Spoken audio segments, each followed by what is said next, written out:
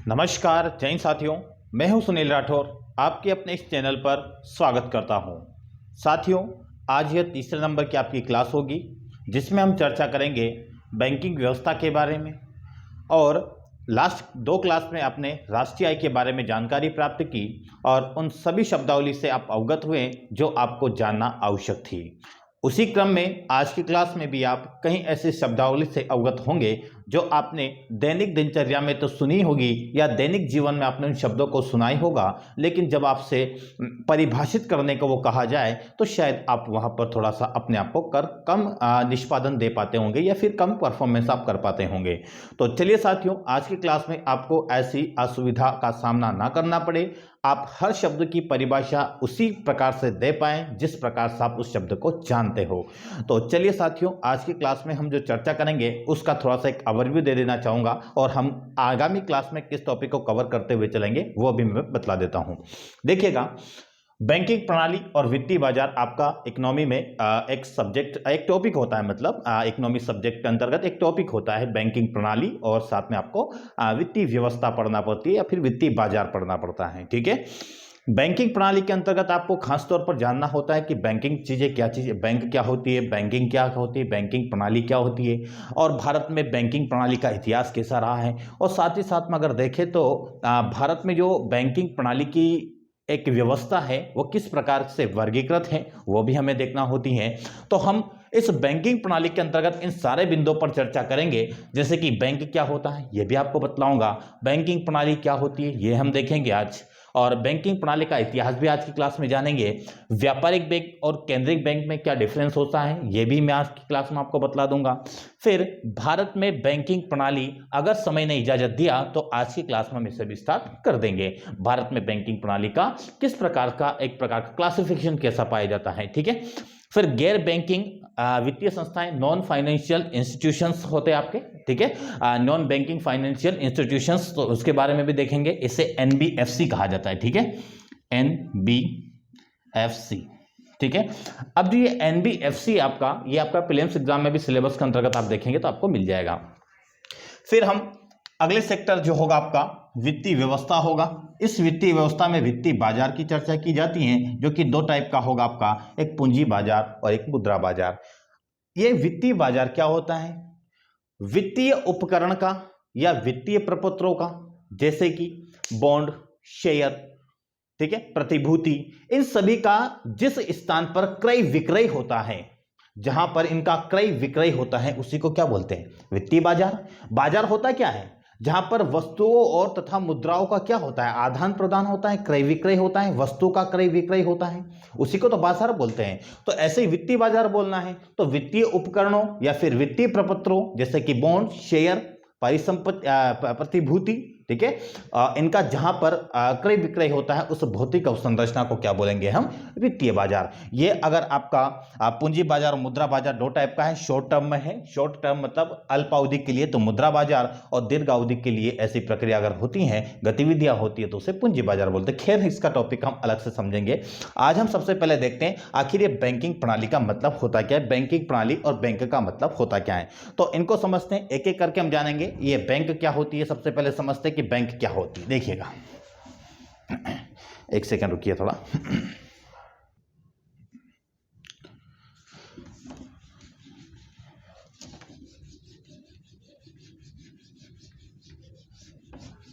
चलिए, हाँ, पहले हम समझते हैं कि आखिर आपकी बैंक का मतलब होता क्या है। ठीक है, बैंक का मतलब समझते हैं पहले। देखिएगा, बैंक बैंक एक ऐसी वित्तीय संस्था है। ये क्या है आपका? एक ऐसी वित्तीय संस्था है, एक ऐसी वित्तीय संस्था है जहां जहां जमा स्वीकार होते हैं तथा ऋण वितरित होते हैं।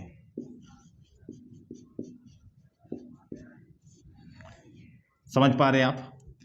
एक ऐसी वित्तीय संस्था है बैंक जहां पर बचत जमा स्वीकार होते हैं, जो हमारे पास क्या होती है, बचत होती है। तो जहां पर बचत जमा स्वीकार होते हैं, जबकि आवश्यकता पड़ने पर वह आपको लोन भी प्रदान करती है, ऐसी वित्तीय संस्था को बैंक कहा जाता है। बात समझ में आई। अब मैं आपसे पूछता हूं, यही परिभाषा ध्यान में रखते हुए मुझे यह बताइए, क्या आरबीआई बैंक है या नहीं? आरबीआई बैंक है या नहीं, यह बताना मुझे। तो क्या आरबीआई आपका जमा स्वीकार करती है क्या?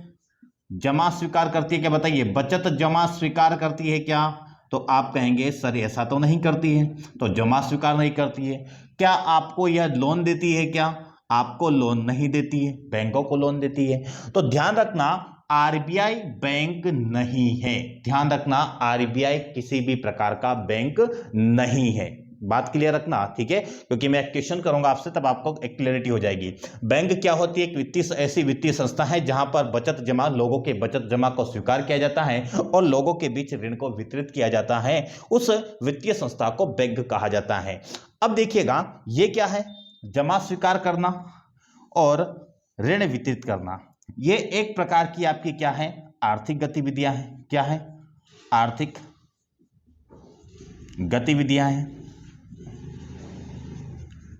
तो ये जो आर्थिक गतिविधियां जिस परिवेश में होती है उसी को क्या कहा जाता है? बैंकिंग व्यवस्था या बैंकिंग प्रणाली। बात को समझ पा रहे हैं? मैंने कहा कि कोई भी वित्तीय संस्था या कोई भी वित्तीय प्रणाली जो है, जो आपका व्यावसायिक गतिविधियां या आर्थिक गतिविधियां, यहां पर आप क्या बोल सकते हैं? यहां पर आप व्यावसायिक गतिविधियां भी बोल सकते हैं, ठीक है। व्यावसायिक या आर्थिक गतिविधियां संचालित होती हैं, उस सिस्टम को या उस ढांचा को क्या बोला जाता है? बैंकिंग सिस्टम या बैंकिंग प्रणाली। तो यहीं पर लिखा आपका बैंकिंग। तो बैंकिंग क्या है? एक प्रकार की गतिविधियां हैं, ठीक है। अगर आप वित्त की गतिविधियां लेने या देने की बात चल रही है तो वो गतिविधियां हो रही है, या व्यावसायिक गतिविधियां या आर्थिक गतिविधियां को बैंकिंग प्रणाली कहा जाएगा। अब आशा करता हूं कि आपको बैंक और बैंकिंग प्रणाली में मतलब स्पष्ट हो गया होगा।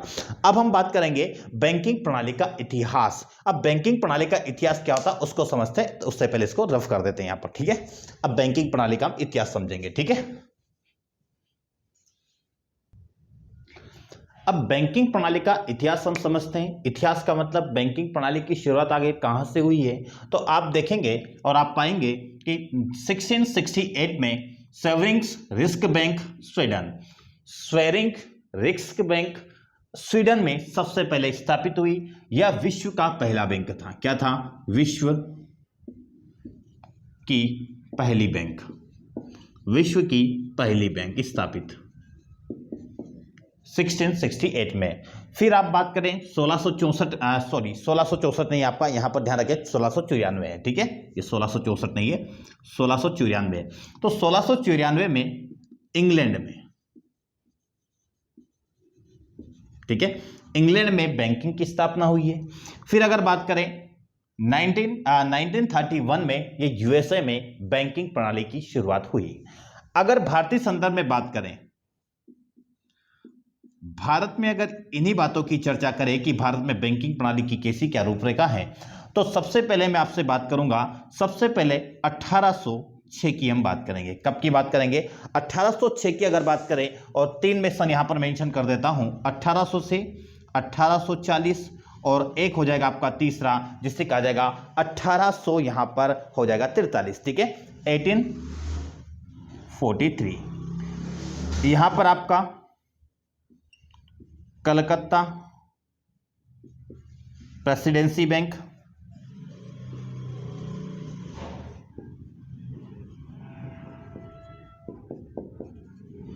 यहां पर हो जाएगा आपका मुंबई प्रेसिडेंसी बैंक। मुंबई को पहले बंबई बोला जाता था, बंबई प्रेसिडेंसी बैंक। और 1843 में स्थापित हुई है मद्रास प्रेसिडेंसी बैंक। क्लियर है? यहां पर एक बात आपको यह समझना होगी कि आखिर ये तीन बैंक जो स्थापित हुई आपकी कलकत्ता, बंबई और मद्रास में, इन तीनों बैंकों को मिलाने की बात शुरू होती है आपका 1914 में। 1914 में जो एक चैम्बरलिन कमीशन आता है, और चैम्बरलिन कमीशन क्या बोलता है? चैम्बरलिन कमीशन बोलता है कि इन तीनों बैंकों को मिलाकर एक बैंक बनाई जानी चाहिए। ठीक है, कौन बोलता है आपका? इन तीनों बैंकों को मिलाने की बात करता है एक आयोग। सबसे पहले इसकी बात होती है 1914। ठीक है, ये ऊपर वाला मैं रफ करूंगा यहां पर, ताकि यहां पर मुझे स्पेस मिल जाएगा तो मैं उसकी बात कर लूंगा। ठीक है, चलिए देखिएगा इधर। मैंने कहा आपसे कि भारत में तीन बैंक कब स्थापित हुई है? 1806 में कलकत्ता प्रेसिडेंसी बैंक, उसके बाद में 1840 में बंबई प्रेसिडेंसी बैंक, और 1843 में मद्रास प्रेसिडेंसी बैंक। इन तीनों बैंकों को एकीकृत करने की बात करेंगे 1914 में चैम्बरलिन कमीशन। चैम्बरलिन कमीशन का गठन होता है 1914 में चैम्बरलिन कमीशन। और ये क्या सिफारिश करते हैं? ये सिफारिश करते हैं कि इन तीनों बैंकों को, ठीक है, तीनों प्रेसिडेंशियल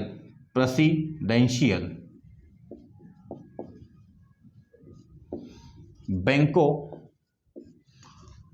को मिलाकर एक बैंक गठित हो। ठीक है, इनकी सिफारिश को मानते हुए 1921 में, कब? 1921 में इन तीनों बैंकों को मिला दिया गया, और नाम क्या रखा? उसका नाम रखा आपका इंपीरियल बैंक ऑफ इंडिया। क्या नाम रखा? Imperial bank of India. Imperial bank of India. ठीक है, तो आपसे पूछा जाए कि इंपीरियल बैंक ऑफ इंडिया का गठन कब हुआ, तो आप बोलेंगे कि सर 1921। किसकी सिफारिश पर इंपीरियल बैंक का गठन हुआ? तो आप कहेंगे सर चैम्बरलिन कमीशन के आधार पर, सिफारिश के आधार पर। कब चैम्बरलिन कमीशन का गठन हुआ? 1914। चैम्बरलिन कमीशन ने किन तीन बैंकों को विलय करने की बात की गई? तो उन्होंने कहा कि कलकत्ता प्रेसिडेंसी और बंबई प्रेसिडेंसी और मद्रास प्रेसिडेंसी बैंकों को मिलाने की बात कही, और क्या बन जाएगा आपका? Imperial bank of India. अब इसके बाद बात रुकती नहीं है, चर्चाएं चलती है। फिर एक केंद्रीय बैंक की मांग की जाती है कि एक ऐसा बड़ा सा बैंक होना चाहिए, एक केंद्रीय बैंक जो अन्य बैंकों को क्या कर सके? रेगुलेट कर सके। तो उसी के लिए आपका ध्यान रखना 1926 में, क्या कहा मैंने? 1926 में एक रॉयल कमीशन आता है, शाही आयोग का गठन किया जाता है। शाही आयोग, इसी को कहा जाता है रॉयल कमीशन। ठीक है, रॉयल कमीशन का क्या किया जाता है? गठन।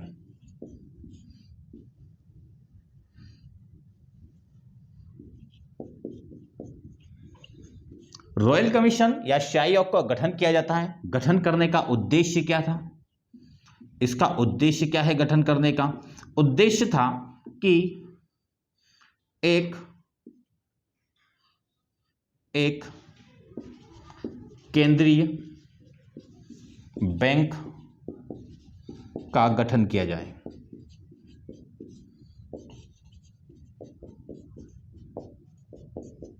क्या उद्देश्य था? एक केंद्रीय बैंक के गठन की बात कही गई, और केंद्रीय गठन के बात की जाने के उपरांत यहां पर क्या होता है, समझिएगा बात को। यहां पर आगे देखिए कि क्या चीजें होती है। मैं एक बार पूरा रिवीजन भी कर दूंगा आपके सामने, ताकि आपको एक कहानी के तौर पर पूरी याद रहे।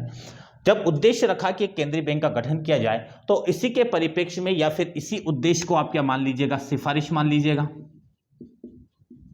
ठीक है, सिफारिश आ गई कि क्या? एक केंद्रीय बैंक का गठन होना चाहिए। तो इन्हीं सिफारिश को मानते हुए कब आपका 1935 में आरबीआई एक्ट पारित होता है। क्या किया जाएगा? 1935 में आरबीआई अधिनियम पारित होता है, तो इस अधिनियम को क्या बोला जाएगा? आरबीआई अधिनियम या एक्ट 1935। तो आपसे पूछा जाए कि आरबीआई एक्ट कब पारित हुआ, तो 1935 में। किस आयोग की सिफारिश के साथ इसको पारित किया गया, तो आप बोलेगा शाही आयोग या रॉयल कमीशन, ब्रिटेन के द्वारा बनाया गया था। अब इस आरबीआई एक्ट के तहत 1 अप्रैल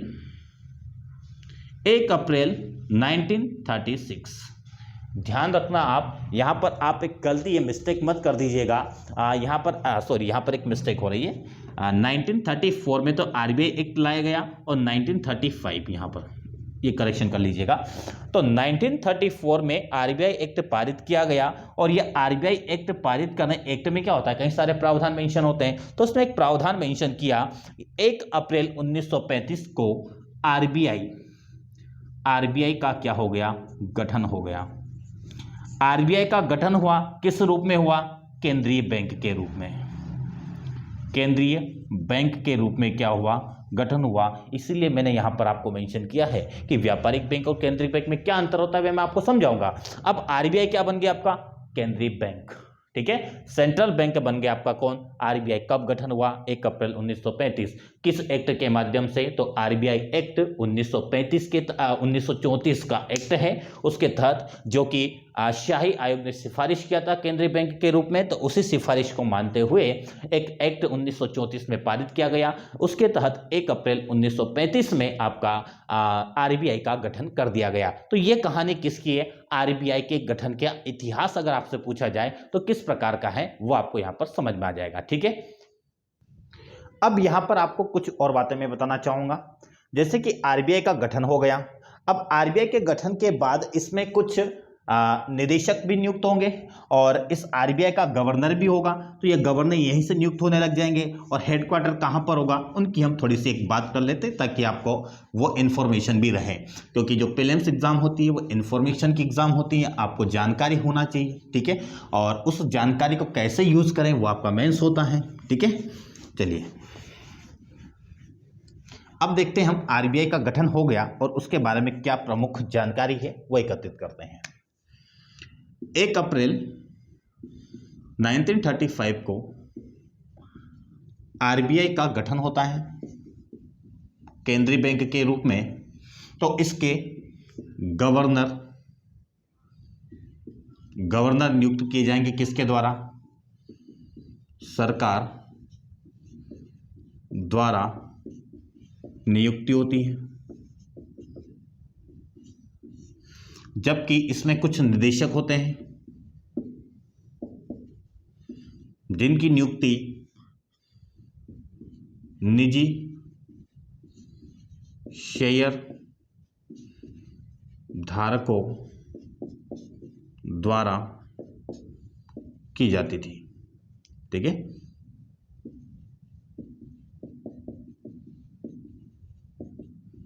ठीक है, तो इस समय की अगर बात करें आरबीआई के गठन के समय की, तो इस समय आपके गवर्नर थे सर ऑसबॉर्न, ये ब है, ठीक है, ऑसबॉर्न स्मिथ। कौन था आपके गवर्नर? सर ऑसबॉर्न स्मिथ, ठीक है। और इस समय आरबीआई का जो मुख्यालय था वो कहां बनाया गया? कोलकाता। कोलकाता के बाद, ठीक है, कोलकाता के बाद ध्यान रखना 1937 में इसका मुख्यालय कहां पर स्थानांतरित कर दिया? इसका मुख्यालय मुंबई में स्थानांतरित कर दिया गया। ये बात थोड़ा सा ध्यान रखिएगा, ठीक है। पहले कहां था? कोलकाता। 2 वर्ष के उपरांत कहां गया आपका? मुंबई। तो 2 वर्ष तक आपका मुख्यालय क्या रहा? कोलकाता। तो ये बात थोड़ा सा ध्यान रखना है। फिर 1937 में इसका मुख्यालय स्थानांतरित करके कहां लाया गया? मुंबई में स्थानांतरित कर दिया गया। अगर मैं कहूं कि मुझे ये बताइए कि आरबीआई के विकास क्रम या आरबीआई की हिस्ट्री क्या है, आरबीआई के गठन का इतिहास क्या है, तो आप क्या कहेंगे कि सर 1926 1926 में एक शाही आयोग या रॉयल कमीशन का गठन किया गया, जिनकी सिफारिश थी या फिर जिसका उद्देश्य था कि एक केंद्रीय बैंक का गठन किया जाए। उनकी सिफारिश को मानते हुए 1934 में आरबीआई एक्ट पारित किया गया, जिस एक्ट के तहत 1 अप्रैल 1935 को आरबीआई का गठन कर दिया जाता है, जिसके गवर्नर को सरकार के द्वारा अपॉइंटमेंट किया जाता है। तो निदेशक की नियुक्ति उस आरबीआई बनाया जाएगा केंद्रीय बैंक, उसमें शेयर होल्डर्स जो रहेंगे उन शेयर होल्डर्स के द्वारा नियुक्त किया जाएगा। इसका मुख्यालय सर्वप्रथम कोलकाता में बनाया गया, 2 वर्ष के उपरांत मुंबई में स्थानांतरित कर दिया गया है 1937 में।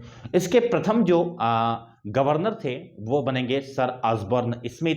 और उसके बाद एक और इसमें फैक्ट ध्यान रखिएगा, ये क्या है आपका, ब्रिटिश सरकार के हाथ में, यह निजी शेयर धारकों के पास में है, तो ब्रिटिश सरकार लेकर इसे 1949 में, ठीक है, 1949 में आरबीआई का क्या हो जाएगा, आरबीआई का राष्ट्रीयकरण। आरबीआई का कब हो जाएगा राष्ट्रीयकरण, मतलब यह भारत के राष्ट्रपति को सौंप दिया जाएगा, भारत के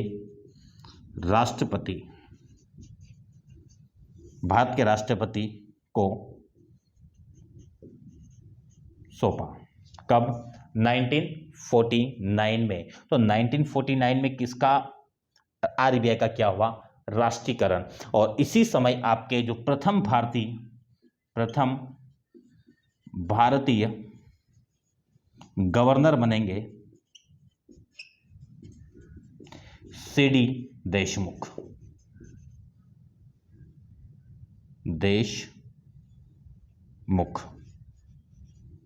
क्लियर हुआ। तो यहां तक इतना नोट कीजिएगा अच्छे से, ठीक है। ये सारी इंफॉर्मेशन है आरबीआई के इतिहास को लेकर। चलिए अब बात करेंगे हम व्यापारिक बैंक और केंद्रीय बैंक में क्या मुख्य अंतर होता है। एक चीज और आपको मैं कल की क्लास में जरूर बताऊंगा, वो क्या होगा कि जो आपका एसबीआई है बैंक, जो इंपीरियल बैंक था, वो इंपीरियल बैंक ही आपका क्या होगा 1955 में यह एसबीआई में कन्वर्ट हो जाएगा, ठीक है। इसका कोई राष्ट्रीयकरण नहीं होगा, ये बात जरूर ध्यान रखिएगा, लेकिन यह एक प्रकार की अनुषंगी बैंक बन जाएगी और एसबीआई के साथ में 8 सहयोगी बैंक का गठन किया जाएगा। 8 सहयोगी बैंक के बारे में, एसबीआई के बारे में, फिर बाद में कैसे विलय की प्रक्रिया हुई, इसकी चर्चा मैं कल की क्लास में जरूर करूंगा, ठीक है। आज की क्लास में मैं आपको अब व्यापारिक बैंक और केंद्रीय बैंक में अंतर बताकर क्लास को यहाँ पर वाइंड अप करूंगा। फिर हम भारत में बैंकिंग प्रणाली और उसके साथ में गैर वित्तीय संस्थाएं के बारे में बात करेंगे कल की क्लास में, ठीक है। अब समझते हैं व्यापारिक बैंक और केंद्रीय बैंक क्या होता है। व्यापारिक बैंक, ठीक है, पहले व्यापारिक बैंक को समझ लेते हैं। व्यापारिक बैंक, ध्यान रखना, व्यापारिक बैंक जनता से या जनता को, जनता से, तो जनता से क्या करेगी, जमा स्वीकार करेगी,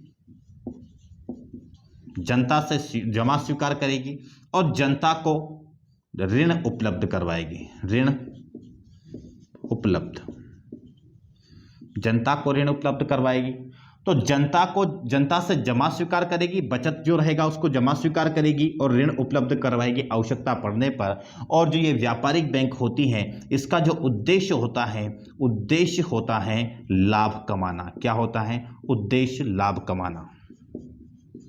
देखिएगा, मैंने कहा कि मेरे पास 100 रुपये थे, तो मैंने 100 रुपये कहाँ जमा कर दिए, 100 रुपये यहाँ पर जमा कर दिए, ठीक है।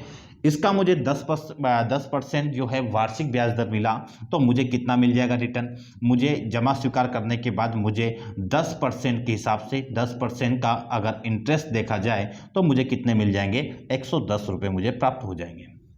क्लियर हुआ। फिर ये बैंक क्या करेगी, जब ये जमा स्वीकार हुआ, ये 100 रुपये किसी व्यक्ति को देगी, 100 रुपये किसी व्यक्ति को देगी और उससे क्या करेगी, उससे मैंने कहा कि ये 20% क्या करेगी, 20% इंटरेस्ट उससे प्राप्त कर लेगी। तो प्राप्त किया गया जो घूम कर आएगा पैसा, वो कितना आ जाएगा, 120 रुपये। और 110 रुपये तो किसी और को दे दिए और जिससे लिए थे उसी पैसे को किसी दूसरे को देकर उसने कितने कमा लिए, 120 कमाए। तो 120 और 120 जो है और 110 का अंतर कितना हो जाएगा, 10 रुपये। यही क्या है उसका लाभ की कमाई। क्लियर हुआ? एनडीटीएल बोला जाता है इसको, ठीक है।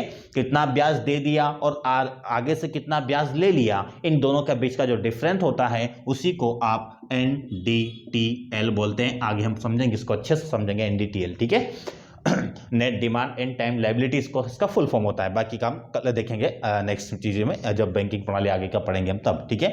तो व्यापारिक बैंक का काम क्या होता है? ये जनता से जमा स्वीकार करती है और जनता को लोन प्रदान करती है और इसका उद्देश्य होता है लाभ कमाना। इस प्रकार से ये व्यापारिक बैंक काम करती है। ये तो आपको क्लियर हो गया होगा। अब मैं बात करता हूं कि केंद्रीय बैंक क्या होता है, ठीक है। केंद्रीय बैंक को यहीं पर समझ लेते हैं कि आखिर फिर केंद्रीय बैंक क्या होता है।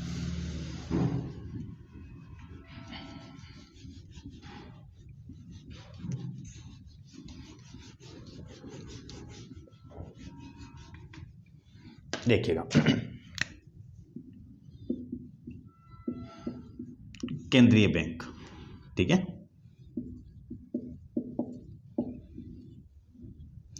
यहां पर ध्यान रखना, केंद्रीय बैंक का जो उद्देश्य होता है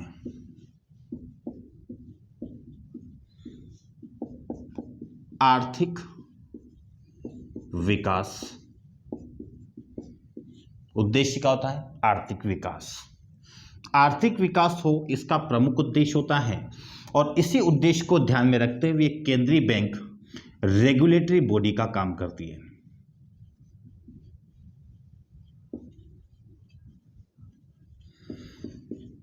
नियामक ढांचे का काम करती है, नियामक ढांचे के रूप में काम करती है। यह बैंकों का बैंकर कहा जाता है। बैंकों का बैंकर इसे कहा जाता है। यह तरलता को समायोजित करती है, तरलता को समायोजित करती है।